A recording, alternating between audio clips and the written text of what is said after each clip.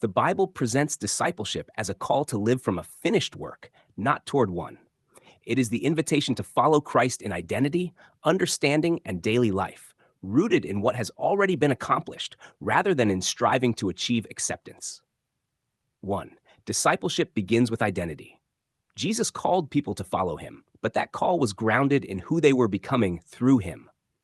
Believers are not outsiders trying to get in.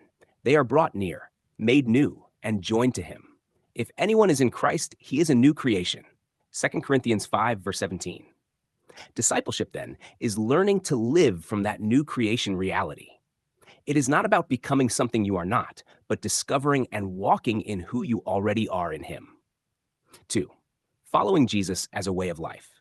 When Jesus said, "Follow me," Matthew 4:19, it wasn't merely about physical movement, but about adopting his perspective, trusting his finished work, and living in alignment with his truth. This includes renewing the mind, Romans 12, verse 2, walking as he walked, 1 John 2, verse 6. Discipleship is a relational journey, learning Christ, not just learning about him. 3. Transformation from the inside out. True growth is not behavior modification, but inward transformation that naturally expresses itself outwardly. It is God who works in you both to will and to do. Philippians 2:13. The fruit of the Spirit, Galatians 5:22-23, flows from abiding, not effort-driven performance. The focus shifts from external pressure to internal life. 4. Freedom from the old system. The New Testament reveals a transition from an old covenant system centered on law to a new covenant centered on Christ's completed work. You are not under law, but under grace. Romans 6:14. Discipleship involves understanding this shift and living in the freedom it brings. This freedom is not license, but empowerment to live in righteousness without condemnation. 5. Participation in a fulfilled reality. The early believers lived in a time of transition that culminated in the full establishment of the new covenant age. Many of Jesus' teachings pointed toward the fulfillment of promises that were realized in that generation. It is finished. John 19:30 marked the completion of redemption. The kingdom is not merely future, but present and active. Discipleship today involves recognizing that believers live in the reality of what has already been fulfilled, not waiting for completion.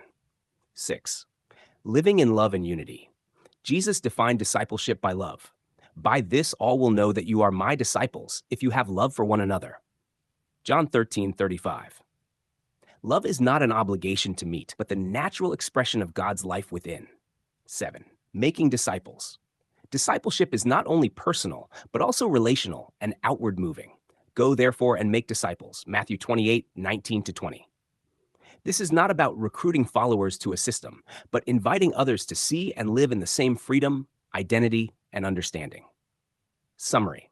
Discipleship in the Bible is living from a new identity in Christ, following Jesus as a lifestyle of trust and understanding, experiencing inward transformation rather than outward pressure, walking in freedom from the old covenant system, embracing a fulfilled present reality of the kingdom, expressing love as the evidence of that life, inviting others into the same reality.